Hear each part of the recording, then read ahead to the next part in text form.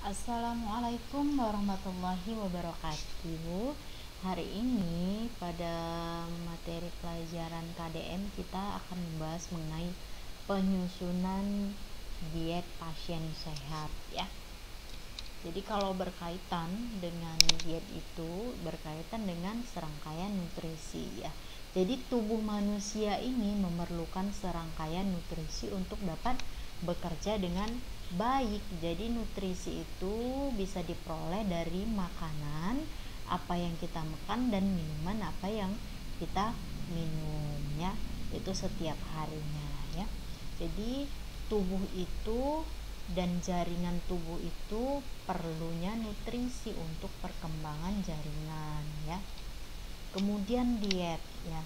Jadi diet adalah serangkaian susunan jumlah dan jenis makanan dan minuman yang dikonsumsi seseorang dari setiap harinya ya. Jadi kalau dikatakan diet itu merupakan serangkaian ya susunan jumlah dan jenis makanan dan minuman apa yang dikonsumsi seseorang setiap hari. Bukan berarti diet itu menurunkan berat badan. Banyak orang itu salah paham diet katanya untuk menurunkan badan, itu tidak ya. Itu diet itu serangkai susunan jumlah makan dan minuman untuk kita konsumsi ya. Jadi diet ini berbeda-beda untuk setiap orang, misalnya tergantung dengan kondisi tubuhnya. Misalnya kalau pasien yang obesitas itu biasanya dianjurkan dengan diet rendah lemak ya.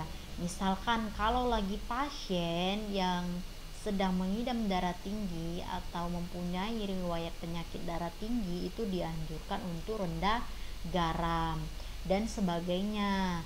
Nah, kalau misalnya pasien itu mengidam penyakit diabetes mellitus, itu dianjurkan makanan yang rendah gula ya.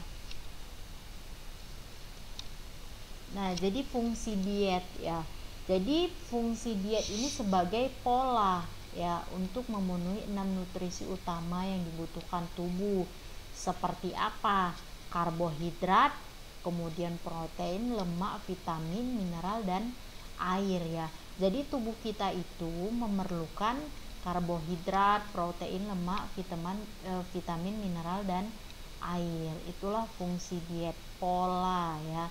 Pola diet itu untuk memenuhi 6 nutrisi tadi fungsi dietnya. Jadi kalau pola dietnya diatur dengan cara menyesuaikan porsi makan sesuai dengan kebutuhan dan jenisnya, maka kita boleh atau tidak boleh dikonsumsi makanan itu, tergantung jumlah dan variasi makanan yang tepat yang akan kita makan ya.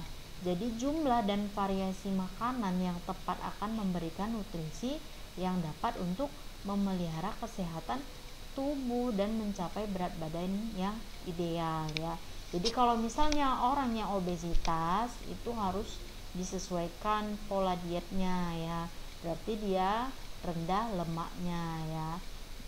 Kemudian kalau yang sakit gula ya, itu biasanya karbohidratnya dikurangi seperti nasi ya. Karena nasi itu banyak mengandung glukosa ya. Dikurangi porsinya seperti itu ya. Jadi diet itu bukan menurunkan berat badan, dia mengatur pola untuk memenuhi nutrisi kita, bukan menurunkan berat badan kita ya. Jadi kalau pemenuhan nutrisi tadi kita sesuaikan dengan gizi seimbang ya. Sekarang gizi seimbang bukan 4 sehat 5 sempurna. Perbedaan dari gizi seimbang dengan 4 sehat 5 sempurna itu berbeda ya. Kenapa? Karena kalau 4 sehat 5 sempurna itu semua makanan yang kita makan harus sehat ya kan, ditambah dengan susu ya kan. Tidak semua masyarakat itu mampu ya. Jadi disesuaikanlah dengan gizi seimbang. Kalau gizi seimbang misalnya protein Tidak harus ayam, tidak harus ikan. Tahu dan tempe pun termasuk protein. Jadi kalau gizi seimbang dia diatur ya. Nah, jadi ini ada namanya piramida ya, piramida gizi seimbang ya. Jadi kalau dia sebagai zat pembangun itu seperti protein ya. Jadi protein itu untuk zat pembangun ya. Membangun apa? Membangun sel dan jaringan tubuh kita ya. Seperti tahu, tempe, kacang-kacangan itu protein.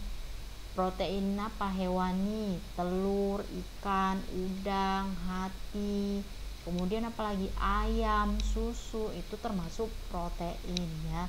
Jadi kalau misalnya masyarakat yang menengah ke bawah itu bisa diganti, ikannya bisa diganti dengan tempe atau tahu ya kan, kacang-kacangan ya kan. Kemudian sebagai zat pengatur, jadi zat pengatur ini bisa buah-buahan ataupun sayur-sayuran ya.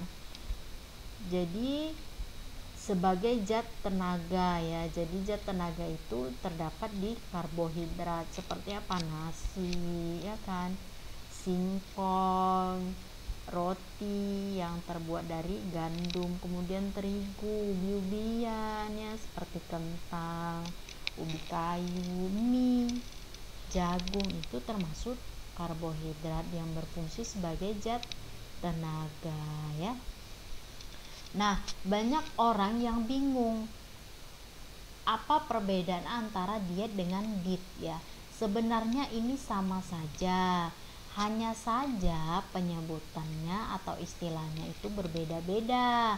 Kalau dia di dunia medis atau di bidang kesehatan ya, mereka menyebutnya dengan istilah DIT, tapi tetap diet sebutannya, hanya saja penulisannya seperti itu ya. Tapi kalau di dunia kesehatan atau tenaga medis, diet ini merupakan atau menyarankan untuk mengatur pola, jenis dan jumlah makanannya.